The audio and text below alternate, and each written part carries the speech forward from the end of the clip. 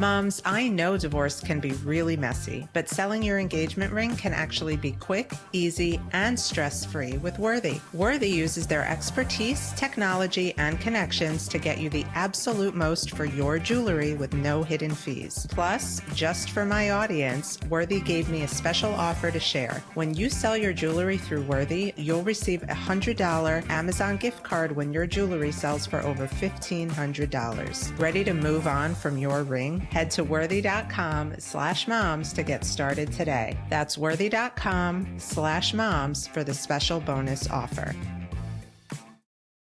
The thing I was not going to do was let any relationship take precedence over my experience as a mom and a co-parent. Like, I just wasn't going to do. Would I make more mistakes? Maybe, but I was not putting any man before Bella. Yes. And I think that was huge with Chad, that he saw me as a mom first, before we even started talking, and he knew right off the bat how much, regardless of like where the kids are on what day, like I'm a mom first. If there's a work trip that their dad has to go on, yeah, they're staying here. If they forget something and we're in the middle of dinner, I'm going to run it out there. And there was that like level of understanding and respect that I think was really huge right off the bat.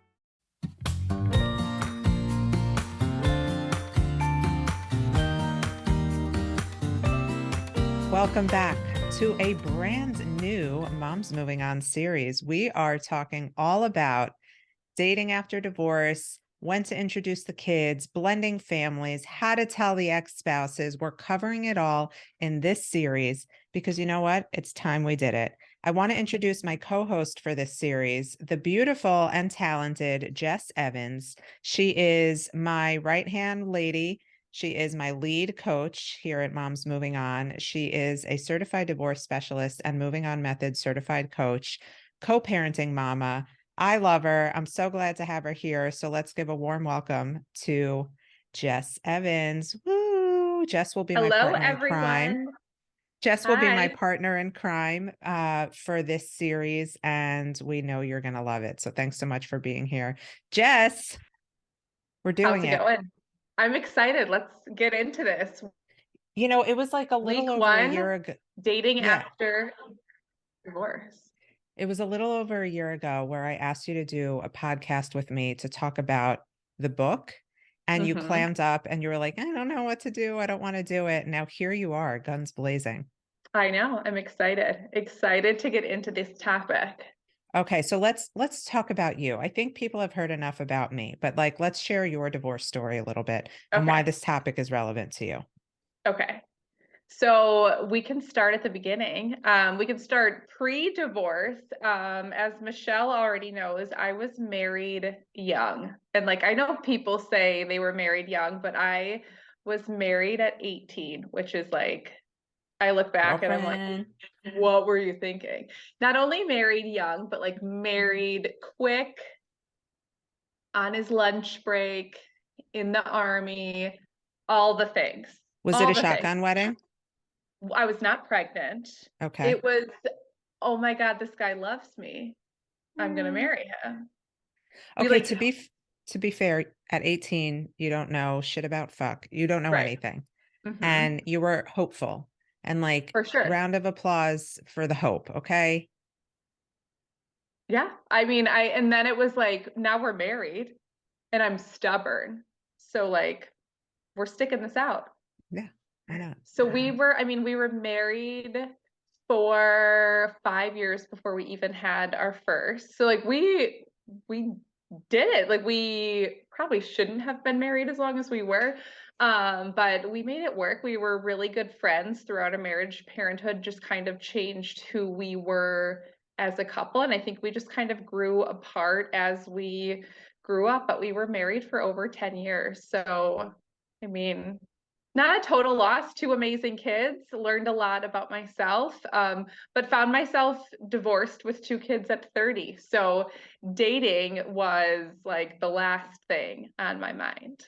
And I hear this from so many women. Obviously, you and I work with women at all stages of the divorce game, but for a lot of us moms, just treading water and keeping our head above the surface and taking care of our kids seems to be like all we can handle in that Right. moment. Was it the same for you? I think it was that. I think it was just that I wanted to focus on my kids. I was going from being like a stay-at-home mom to trying to re-enter the workforce in some capacity.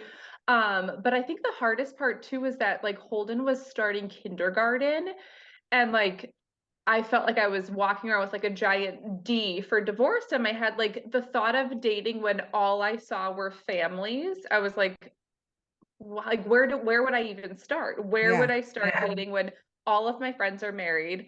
Who's going to be like my wing woman? Like they're home with their kids. Like some of my Right. friends were still having babies. Like there was no like the thought of going out with anybody. I was like, no, thank you. You know what I felt like? I felt like, yes, me too. I was the first in my crew. Everyone was still pregnant and having babies. And I felt like I was going to be like the Samantha Jones, like, the Mhm. crazy drunk friend, aunt, whoever that shows up to the party alone Right. with stories of her latest dating conquests. And like part of that excited me, but the other part of me didn't want that. Right. I feel the same way. It So was just hard. how did you know for you it was time to date? Because I have a weird my story's So weird. I don't even know that I knew that it was like time per se. I will say that for like the end of our marriage, like women talk a lot about that it's like years of like, this isn't the right person, this isn't who I'm supposed to be with. So I had already like grieved emotionally for like years leading up to our divorce. I felt so alone in our marriage that like it wasn't like, he left and I was like, oh my gosh, I miss him so much. I felt like I was like alone for so many years that when the Yeah. time came, I'm like, okay, I'm like ready to get some attention from somebody, but like, how do I best approach this with two, like Sawyer was still in diapers. Right. So like, Same. what do you do? Um, for me, I felt this. So it was weird because first of all, I was a chronic like relationship person. Like I went Mm-hmm. from relationship to relationship, and part of me knew that I couldn't do that again without the self-awareness to know that that is my pattern and that might be Right. unhealthy. And Bella was also in diapers, and my thought Mm-hmm. was like, no one's going to want me, when Mm-hmm. I'm changing diapers and watching Peppa Right. Pig all day. But Mm-hmm. then there was this other part of me that felt like I hadn't had I didn't have the right experience yet. I hadn't had like a fair shot at Right. marriage and I wanted it. Right. And part of me knew I was going to have it, which is weird because I've always been very like insecure and I don't know. But it was like this sense of knowing of like the person is there, take your time, Mhm. do what you got to do. And I was committed to that. I remember thinking like, this is so great sitting in my bed alone, watching what I wanted to watch and, being with Bella when I had her. And I didn't need anything interrupting that flow. But sure enough, Spencer interrupted that flow. Along comes Spencer. Yeah. How long was it for you before you met? Can we So say I his name? mean, Chad, Chad, we could say his name. you could say his name. I mean, the thing about Chad and I is there was never like formal dating per se in the beginning. It was more of like, as like cliche as it is, it was like a flirtationship. Like I'm this like newly single girl who's like trying to like, get back in shape at the gym. And like just, I mean, for me, like moving my body was so helpful just throughout everything, like processing emotions, feeling good about myself, like finding myself again. And it was also really great because like I utilized the gym daycare for my kids to like, go play with other kids. And like we kind of had a break from each other. It was really great.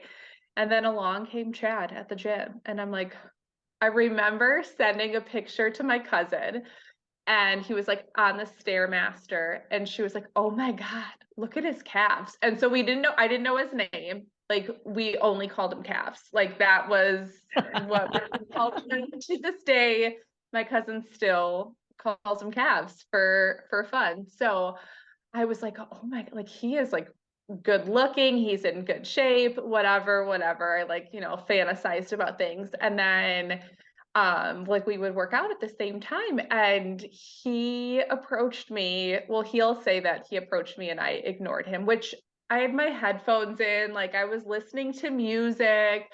Um, Right. You couldn't so make it that easy for him either. I mean, honestly, Chad. yeah, come on. So then he had talked to me on a day that Alabama played. As Michelle already knows, I'm like sports obsessed. So he was an Alabama fan. I'm like a diehard, and like two Wisconsinites as Alabama fans just like is already crazy. So he had like asked me something about the game if I was nervous, and I was like, I'm not nervous. I'm never nervous. And then it just kind of turned into like more talking. He will say that what attracted him to me was seeing me with my kids, which was always like my favorite thing to hear, because as a single mom, That's I'm like like, a panty dropper for moms. like who's gonna want me? Like I have two young kids. I like, gained 60 pounds with both of them. Like, and I feel like most, because he's single, like no kids, never been married, like who would like not want to run the other direction when seeing somebody Right. with So he said those panty dropping magic words of right. the way you mom turns me on, and then it was over for you. That was it. That was it. That was it. Knew it. Yeah. Um, so you went on your first date. I'm Hmm. sorry, I'm like interviewing your whole history, but I You're want to know, fine. like, I want to know, and I think moms need to hear that it's okay to Hmm. do this while you have little kids and while you're Hmm. co-parenting. It doesn't make you a bad mom. Right. I remember feeling like it was going to make me a bad mom, like I was doing something wrong because I was like out without my kids, and like, should I be telling their dad that I'm going to dinner with this guy? But like, it was so casual and easy and fun that it instantly felt like I was doing the right thing. Well, I'm glad you did that right thing. I am too. So I remember feeling like I was definitely doing something wrong. I think because my intention was to stay single for at least a little bit and give myself Right. time and space. I met Spencer so like haphazardly, um, so shortly thereafter. And I was like in this inner turmoil. I felt ready. I felt more than ready. But Mhm. then it was like the voice inside my head of all my friends who always said, like, oh my God, you can't be alone. And then what would my ex think? And what would my family think? And Right. it was that part of me though was like, you know what? This guy is, I had this feeling that he was the one, and I Mhm. hadn't even met him. And it was so crazy because I'd never had that feeling before in any relationship. And I don't know, I kind of had to silence. And this is why I tell people you have to trust your gut, because Yes. sometimes your gut might lead you astray, but it's also important to listen so that you can learn the lessons you need to learn. And I'm Mhm. glad I listened this time, because if I had listened to what everybody else was telling me, I would have missed out on the Right. love of my life. So, everyone I think asks. I think the other thing that I think is so important is that like you, and we've talked about this, like you did the work leading up to that. Like you recognized things in previous relationships or things that you had previously done. And that's kind of how I felt, like I trusted myself for the first time. Like I didn't trust myself in relationships before. Same. I love to thank you for, yes, I did do the work. I worked really Yeah. hard. And like you, I also grieved in my marriage Mhm. before it ended. And it broke my heart that it wasn't going to work. But there had to be a level of acceptance so that I could move on. And I had accepted it, you know, very early into the split. I think it's very Right. different when you don't choose the split and you feel like you have to date just to see if you're still desirable, or Hmm. it's different on that end of the spectrum. But I mean, it's scary nonetheless. I was scared. I was I think I spent the whole first year of my relationship with Spencer terrified just of Yeah. everything. I thought Yeah. I every will day, say, yeah, I thought I was one tantrum away from him being like, I don't want to deal with Bella. She's too young. My daughter's already 10. No thanks. Like, I was, mhm, every time we got the girls together and Bella would like throw a glass of water across the room, I'm like, yep, that's it. He's never going to talk right. to me again. I And was so scared. I think I will say, as much as I like grew and learned a lot about myself and trusted myself, I still feel like in the beginning of our relationship, I almost tried to like push Chad away in Yeah. some instances. Like, okay, like, well, do you see these meltdowns that my kids are having? Like, you're sure, like, you want this? Like, you want to be a part of this chaos? Or like, like almost like, I mean, as you know, thanks to my childhood, my dad, like almost like abandonment issues of like, I'm going to push this guy away and see if he's really committed to staying with me. And I think I learned that like if he didn't want to be here, he wouldn't choose us. And I think I just had to like remind myself that I do deserve somebody that's going to choose us and that they're going to look at the kids as an asset versus baggage. Yeah. And I think it was seeing, for me, I became more secure with time, and also seeing how Spencer parents his daughter. I'm like, Right. you know what? This is somebody who's dedicated to raising a child, to fatherhood, to co-parenting. So I knew, because of his level of dedication and commitment, that he would appreciate and respect mine, because the thing I was not going to do was let any relationship take precedence over my experience as a mom and a co-parent. Like, I just was Exactly. that I wasn't going to do. Would I make more mistakes? Maybe, but I was Hmm. not putting any man before Bella. Yes. And I think that was huge with Chad, that he saw me as a mom first, before we even started talking. And he knew right off the bat how much, regardless of like where the kids are on what day, like I'm a mom first. If there's a work trip that their dad has to go on, yeah, they're staying here. If they forget something and we're in the middle of dinner, I'm going to run it out there. And there was that like level of understanding and respect that I think was really huge right off the bat. You don't, I see in the work that we do, and just in meeting people on the street, or friends in my community, who will tell me that their new partners, whether they're boyfriends or husbands or Mhm. girlfriends or whatever, make them feel almost guilty for putting the needs of their children first. And I have the same answer every time. I'm like, well, this is why 65% of second marriages end in divorce, because of this kind of thing. And this is why, we'll talk about introducing the kids in another episode, but this is, in short, why I believe in introducing the kids earlier rather than later, because you want to see how that person relates to them and how they relate to you relating to them. Because Right.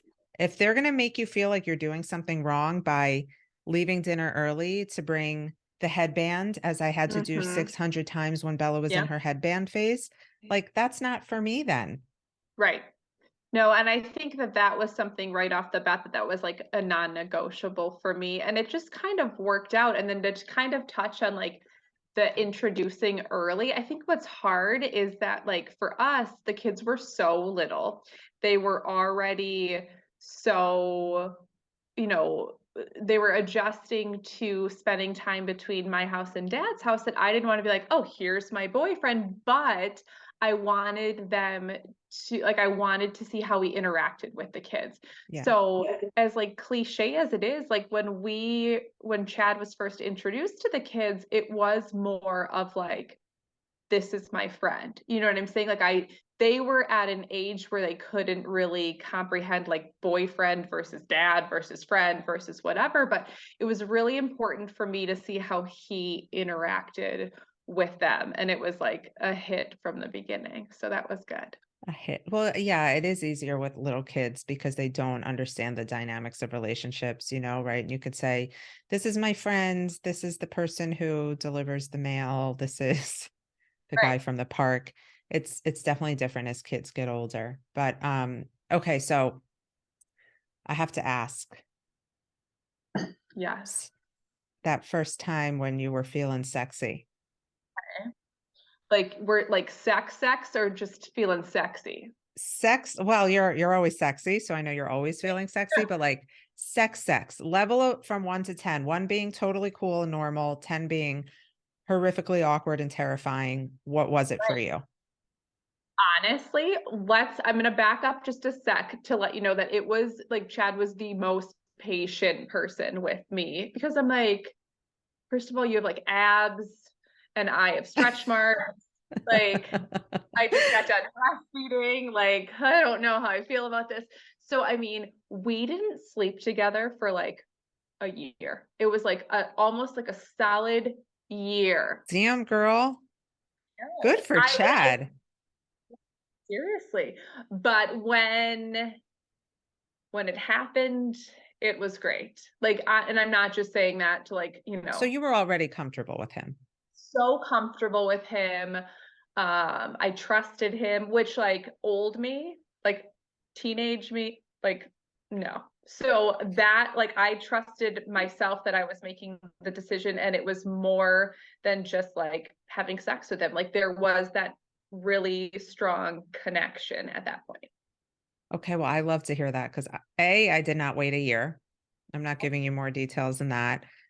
And B, it was, I think, if you follow me or you know me, I have such a long disordered history of body issues and food issues. And this was the first time I was dating somebody after I had a baby. My daughter's father already knew what my body was like, and I was so insecure about it. I look back though, like this was 6 years ago. I was a freaking babe and I was skinny, a lot smaller than I am now. But anyway, I still felt how I felt nonetheless, because when you do have, body dysmorphia, you're always going to feel like your body's not good enough. And I had the little C-section pouch, and I remember thinking like, the first time it was going to happen, I'm like, just so you know, I had a C-section and there's a scar. And he was like, oh, okay, all right. Like, was not even worried about that, but thanks for letting me know. No, I remember I was as nervous as I was, I did feel comfortable. And I mean, at that point, I was just like ready. I was like, come on, like, I'm ready. I'm ready to go. Let's do this. Yeah. Well, you had definitely taken your time. Kudos Yeah. to you.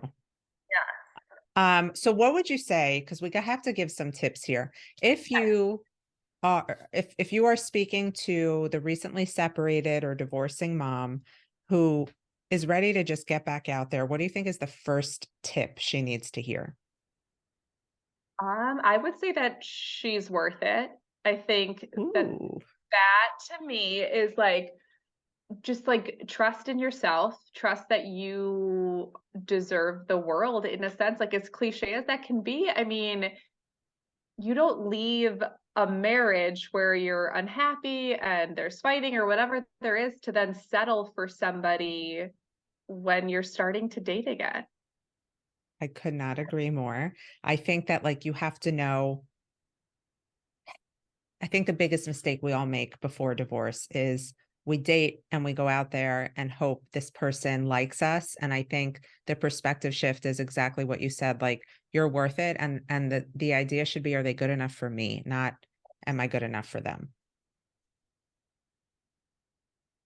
So I think that that would be like the biggest tip when you're just like thinking about dating. And then honestly, like Chad and I just kind of like happened with like, fell into place, whatever stars aligned. But friends of mine that have since been divorced and have dated, they really do like find success on dating apps.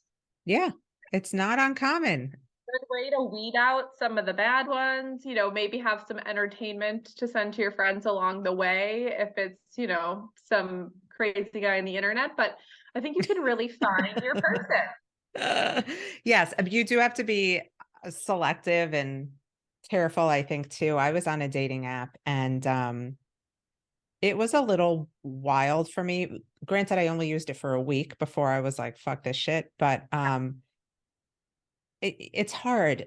I don't know. I think because of my role in social media and knowing that like so many people only put what they want other people to hear, it was hard for me to trust it. But I mean, I know so many people who have found their forever after divorce on dating apps, but we should do a whole other topic just on that because that's important too. Or you could just go to the gym and find somebody with really nice calves and hope it all works. Of all the time that I've known you, you've never shown me a picture of his calves. I probably still have some. I'll send you some. Yeah. I mean, I feel like, I'm For missing a out while, here. my sister we would like FaceTime with my sister, and like her friends would be like, Chad, can you flex your calves for us? And he like to this day is like, I don't even have nice calves, but whatever. That's really funny. Okay, so next tip I want to give, and that is you are going to feel guilty in some way.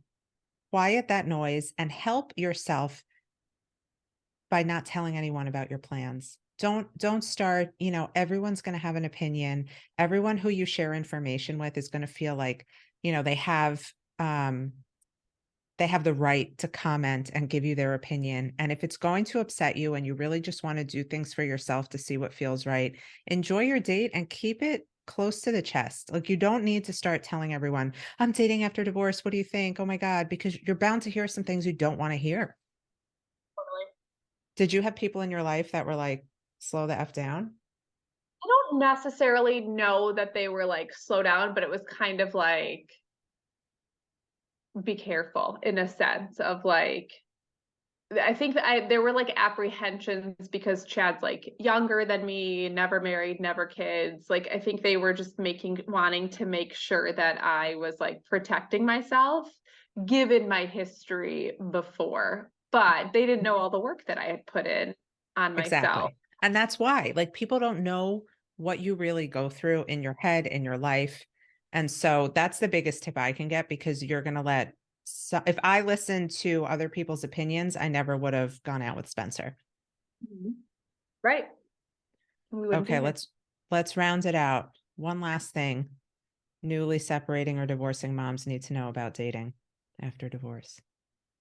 I think that they just need to honestly like have fun in the beginning, Yeah, like I think parenting is challenging in and of itself, single parenting, you deserve to like have some fun when your kids are gone and like meet new people, see what you like. I think shake your mm, shit, exactly. Get a nice dinner from somebody and have some fun.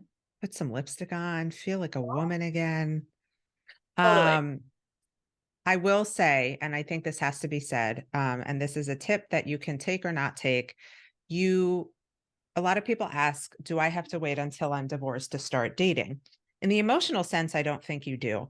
But depending on how high conflict your case is, whether or not you're in litigation, if you are in the middle of your divorce process legally and you know that your ex finding out about this potential relationship could ramp things up and cause more conflict, in those cases, you know your situation best. If you can do it without anybody finding out, great. But if there is a chance that it can instigate more drama in your legal process, it may not be worth it, because that's more time and more money that you're throwing at the court system, at the divorce system, and it may be best to wait. So emotionally, do you always have to wait a certain amount of time? Not necessarily, but for the greater good of your actual legal process, it sometimes is best to do that. But we hope this episode helped. I loved recording this with you, Jess. It's fun. I'm excited for this series. I can't wait I to dive know. into this. The next one, we've got so many things to talk about. Thank you for being so open. For the rest of you, thank you so much for listening. If you are interested in working with either myself or Jess through your divorce process or your co-parenting process, you can email us at info@momsmovingon.com. We both love what we do so much. But until next time, we'll see you then. Take care, everybody.